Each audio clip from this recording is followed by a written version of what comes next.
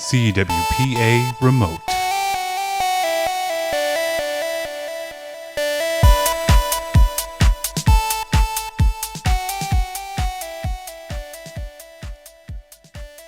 I'm Ed Hawes, Director of Communications for the Collegiate Water Polo Association, and this is the next edition of CWPA Remote. Today we're focusing on the University of Arizona. I will let my guest introduce himself. My name is Victor Nguyen. I am the head coach at the University of Arizona men's club team. I've been there for 2 years now, and I am an alum of Penn State Barron. All right. You bring up the fact you are a San Jose native, correct? That is correct, yes. You ended up going to college in Erie, Pennsylvania, Penn State Barron, and getting a degree in mechanical engineering while playing varsity water polo. And then you go to the University of Arizona and you're coaching out there. So the question is, how do you do it all? How do you do it all? You just have to find the time. If you really enjoy something enough, you set aside the time to do the things you like. While I was in Arizona, I was a student for a little bit, and now I'm working. But I'm going to make sure that coaching polo, playing as well, will still be a priority. When I was in school, it was super easy. I make fun of my students or my players all the time when they have a hard time making it to class or making practice. But you have 16 hours of class a week, and I'm because we're a club sport, we only ask for 8 hours of practice a week. That's 24 hours. What are you guys doing in the meantime? Now that I'm working and I'm coaching and I'm refereeing and a bunch of other stuff, it gets really tough, but I make sure coaching and playing water polo is still a priority for me, so I make the time. All right. Well, talking about coaching, they say it's not rocket science, but rocket science is something you know a little bit about because you have a – Yes. So while I was at the University of Arizona, I had a NASA fellowship that went along with my aerospace degree that involved doing research for NASA for 3 years. I worked under NASA Glenn Research Center out of Cleveland, Ohio, where we worked on modeling insulation for electric aircraft. So that was a great experience with NASA. It was very hard, but it made getting the degree and doing the research very worth it. Nice. So you took over a program that had a pretty long history and pretty successful history. What have been the challenges of taking over the Arizona program, and what have been the kind of the high marks and the things you look back on as your proudest moments? It's very interesting, the timing of becoming the coach for the Arizona team.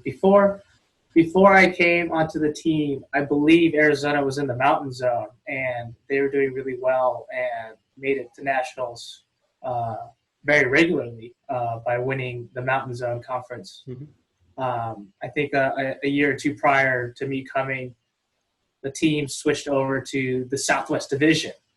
The Southwest Division is far more competitive, and the reason why the players wanted to switch the division was because a lot of the players are from that San Diego area. They wanted an opportunity to go to the beach, and then they didn't want to have to fly as much. So since then, we've been struggling to qualify for nationals or reach the top of our division.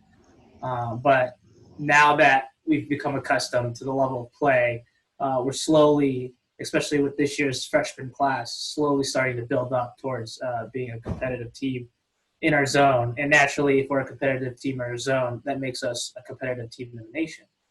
And so, one of the significant challenges of having a club team is, you want to welcome as many players as you can. And our spectrum of skill set ranges from guys that almost went D1 in Southern California to guys that have barely swam in their life. And because, our leadership in the team is very welcome to having these players, it's very hard to balance, the competitive aspect of playing for a national spot in the Southwest Division and just developing water polo in general in Arizona. Oh, I guess it's 2 years now. You hosted the National Collegiate Club Championship. So literally you walked into a program and were handed the National Collegiate Club Championship and a bid to nationals. Held your own at nationals against some of the best teams in the country. What was it like hosting the national championship when effectively you were kind of a rookie coach at that point? It was an experience that I am grateful for having. Just the exposure to the other coaches across the country and not just being tied down to just our zone. Seeing the level of play, I think the biggest thing we got out of it was our players seeing that, you know, the club level at the national scale is a very high level. It's almost comparable to some, you know, Division III or even Division II programs. And so, you know, if you want to compete at that level, you have to take it seriously, like those Division III and those Division II programs. So, you know, since hosting nationals, our structure for practices have changed and pointed us in that direction, which is great.